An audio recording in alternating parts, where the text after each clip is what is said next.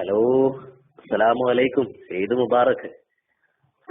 വലൈക്കും സലാം. ഹൈർ മുബാറക്. എന്തൊക്കെയാ വിശേഷം? നിങ്ങൾ പോയാൽ ഇതിപ്പോ 5ാമത്തെ പെരുന്നാളല്ലേ? അവിടെ എന്തൊക്കെയാ വിശേഷം? പെരുന്നാളൊക്കെ എങ്ങനെ? അടിച്ചു പൊളിയാണിക്കാ. ബിരിയാണിയാണോ? ചിക്കൻ ബിരിയാണി വെച്ചപ്പോ നമ്മളെ മോനെ വാശി മട്ടൻ ബിരിയാണി തന്നെ വേണമെന്ന്. അങ്ങനെ അതും വെച്ച് മക്കള് വിഷമിക്കരുതല്ലോ. ഡ്രസ്സൊക്കെ എടുത്തിട്ടുണ്ടോ? പിന്നെ 2 പേർക്കും കൂടെ ഒരു 5000 റുപ്യായി. പിന്നെ എന്റെ ചുരിദാറിന് ഒരു 3500 ആയി.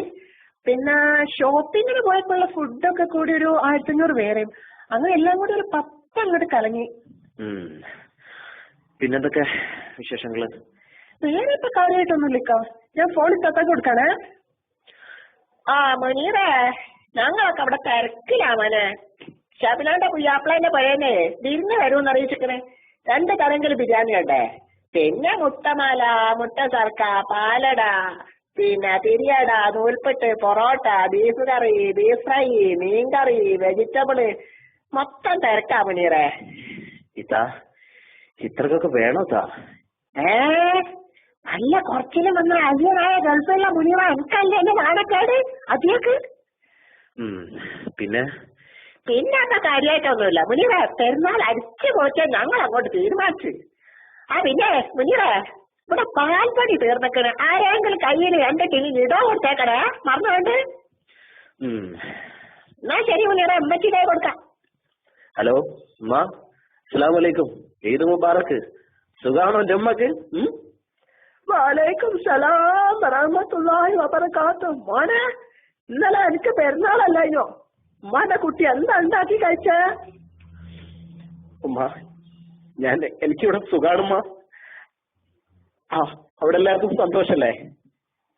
ഈ അല്ലാത്ത ഇവിടെ എന്ത് സന്തോഷം മോനെ. അങ്ങനെ പറയണ്ടമ്മ, ഞാനിവിടെ തന്നെ ഉണ്ടല്ലോ. ഉപ്പ അവിടെ പോയി? ഉപ്പ ഒടിയത്തിന്റെ ഇറച്ചിനെ കിടന്ന് മറിയാ. ഉപ്പനോടിന്റെ സലാം പറയണം. എന്നാ പിന്നെ ഞാൻ വെക്കാം. അസ്സലാമു അലൈക്കും.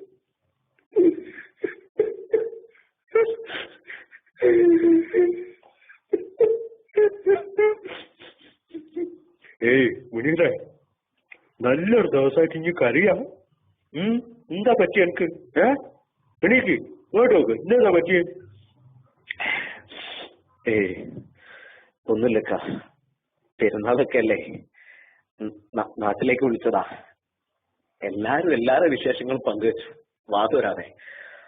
അവിടെ വളരെ കളർഫുൾ അല്ലേ നാട്ടില്. കൂട്ടത്തിൽ ഒരു ചോദ്യം മാത്രം എന്നോട് ആരും ചോദിച്ചില്ല. നീ വല്ലതും കഴിച്ചോന്ന്. പക്ഷേ എന്റെ ഉമ്മ മാത്രം എന്നോട് ചോദിച്ചു, പൊന്നുപുരി നീ വല്ലതും കഴിച്ചോന്ന്.